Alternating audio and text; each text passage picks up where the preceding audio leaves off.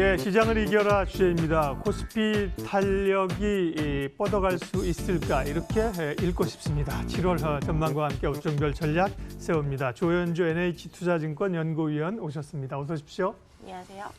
썸머랠리라는 단어는 머릿속에 잊은 지 오래고요. 여름장이 좋았던 적이 별로 없어요, 최근에. 근데 이제 7월이 시작됐는데 어쨌든 주요 이벤트들이 지나갔습니다. 7월 흐름은 조금 올라갈 수 있는 국면이 될까요?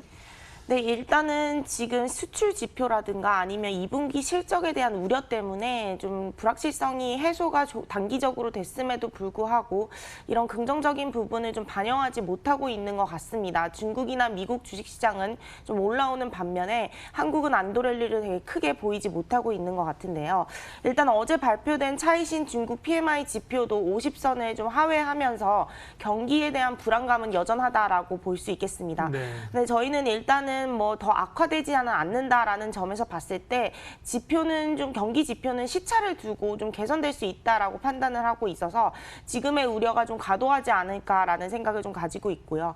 다만 이제 7, 8월은 전통적으로는 수출 비수기 타임입니다. 한국 코스피 같은 경우는 수출 증가율과 상환 개수가 높기 때문에 이 수출이 개선되는 모습을 보면 다시 한번 상승 동력을 찾을 수 있을 텐데요. 7, 8월 달에는 수출 지표 자체는 좀 부진할 것으로 예상이 된다는 점에서 저희는 강한 랠리보다는 저점을 좀 높여가는 수준이라고 생각을 하고 있고요. 지금 수준보다 더 크게 악화되기는 어렵다라는 점을 봤을 때는 오히려 하락보다는 업사이드를 좀 열어놓고 대응하시는 게 좀 더 좋은 전략이다라고 판단하고 있습니다. 예, 점진적인 반등 기대라고 표현을 하셨습니다. 경협조 이제 미중 정상회담은 이제 글로벌 정치가 같이 반응하고요. 그다음에 이제 깜짝 있었던 DMZ에서 미국과 북한 간의 정상의 미팅 이건 이제 경협주에 대한 모멘텀을 좀 불러일으켜 줄 수 있을 텐데 어제 하루하고 오늘 좀 약하네요. 경협주는 투자 기회가 있을까요?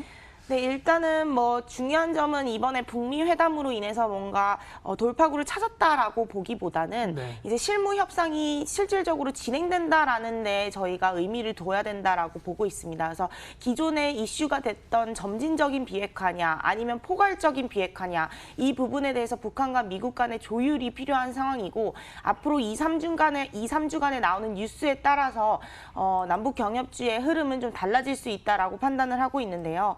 일단 기대감으로 남북 경협주는 움직이는 모멘텀을 봤기 때문에 저희는 지금보다 더 악화되기보다는 개선될 여지가 높다라고 저희는 생각을 하고 있고요.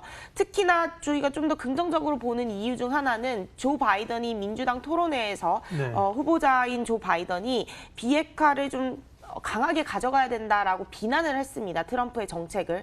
그래서 조금 대선을 앞두고 북한에 대한 절차를 좀 진행하려는 그런 압박감을 트럼프가 받고 있다라고 저희는 생각을 하고 있기 때문에 지금보다는 좀 더 속도를 내지 않을까라고 생각을 하고 있고요. 그런 의미에서 북한 김정은 위원장을 좀 급하게 만났다라고 생각을 하고 있어서 좀 더 모멘텀이 있을 수 있다라고 판단을 하고 있습니다. 보통 경합주 같은 경우는 바스켓으로 많이 움직이기 때문에 전체적으로 같이 움직이는 흐름을 보이는데 저희는 특히나 베타가 높은 종목 중심으로 좀 바스켓이 효력이 있다라고 판단을 하고 있어서 철도, 도로, 개성공단 이 관련주 중에서 베타가 좀 높은 종목, 특히 현대 엘리베이터나 아세아 시멘트, 이화공룡, 대호 AR 같은 경우에는 앞으로 좀 상승 모멘텀이 있다라고 판단하고 있습니다. 적극적인 경협이 이루어질 가능성은 크지 않다. 왜냐하면 이제 대북 제재에 관련돼 있기 때문에 인도적 지원이라든지 혹은 뭐 일부 개성공단 이렇게 소극적으로 보는데 오히려 이제 경협주 가운데 좀 실제로 좀 큰 섹터를 좀 뭐라 그러죠? 실제가 이루어지는 뭐 전력, 도로, 철도 이런 쪽을 주목하셨네요. 네, 그쪽이 가장 네. 먼저 이제 제재가 풀릴 수 있다라고 생각을 하고 있고 모멘텀 받을 수 있다라고 보고 있어서 예. 뭐 일단은 이 관련 종목들을 저희는 좀 추천하고 있습니다. 알겠습니다.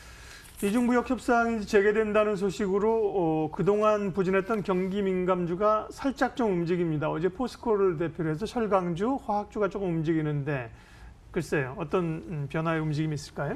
네, 일단 뭐 미중 무역 협상 재개 그리고 페드의 금리 인하로 인해서 좀 눌려있던 가치주를 다시 봐야 되지 않느냐라는 그런 질문들을 많이 받고요. 실질적으로 저희 금융사 매니저분들도 좀 고려를 하고 있는데 일단은 지표가 앞서 말씀드린 대로 7, 8월은 비수기입니다. 그래서 지금 당장 가치주를 저가 매수하기보다는 아직까지는 성장주 모멘텀이 좀 더 맞을 것 같고요.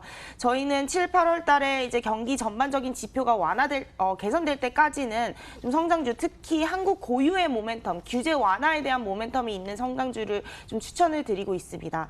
일단은 반도체라든가 하드웨어 같은 경우에는 실적에 따라 좀 달라질 수 있는데 저희는 일단은 반도체 업황의 실적이 시장 컨센서스보다는 좀 더 나을 것이다라고 판단을 하고 있어서 반도체에 대해서는 계속 좀 긍정적인 입장 내놓고 있고요. 그 외에 성장주 같은 경우는 뭐 플랫폼 회사, 카카오라든가 네이버, 그리고 핀테크나 5G 관련주, 그리고 의료기기 관련주들이 좀 고유 모멘텀을 받을 수 있다라고 생각을 하고 있어서 지금은 성장주 모멘텀 플레이가 좀 맞다라고 판단하고 있습니다. 예.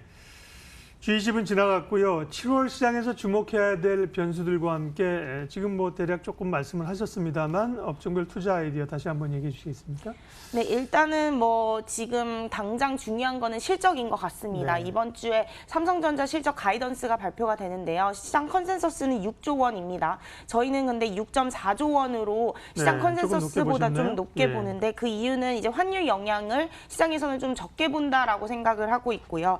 앞으로 좀 센티먼트가 만약에 가이던스를 상회할 경우에는 개선될 수 있기 때문에 뭐 반도체 업황에 대해서는 조금 더 우려보다는 기대감을 갖고 있는 상황이라고 보시면 될 것 같고요. 또 최근에 좀 이슈가 되고 있는 게 이란과 미국 간의 그런 무력 충돌 위협입니다. 사실 이 부분에 대해서 유가가 좀 강하게 튀지 않을까라는 우려를 가지고 있는데요.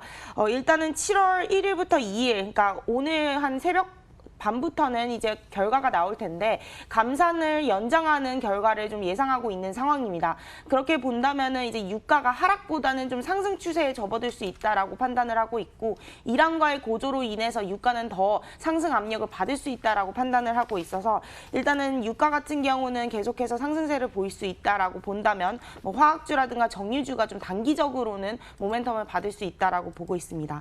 다만 전체적인 7월 그림을 봤을 때는 경기 지표가 크게 개선되긴 어렵다라고 보고 있어서 저희는 반도체라든가 하드웨어는 실적에 따라서 좀 달라질 거라고 생각을 하고 있고 좀 기대를 가지고 있는 상황이다라고 생각을 하시면 될 것 같고요. 업종 같은 경우는 5G, 핀테크 그리고 플랫폼 회사 이렇게 성장주 중심으로 저희는 추천을 드리고 있습니다. NH의 7월 투자 유망주가 있습니다. 화면 잠깐 확인하겠습니다. 보면 삼성전자, 현대차, 한온 시스템, 여긴 자동차 쪽이고요. LG전자, 삼성 SDI, LG노텍, IT가 들어있고 신세계 카카오, 비즈니스원, 그리고 에이스테크는 통신 장비죠. 네. 예, 그리고 현대 엘리베이터까지 포함을 하셨네요. 예, 7월 시장 좀 미리 내다보면서 전략 세웠습니다. NH투자증권 조현주 연구위원 함께했습니다. 수고하셨습니다. 네, 코스피 5포인트로 낙폭을 조금 좁혀오고 있네요. 출발 마켓 온 오늘 순서는 여기까지 하겠습니다. 오늘도 함께해 주셔서 고맙습니다.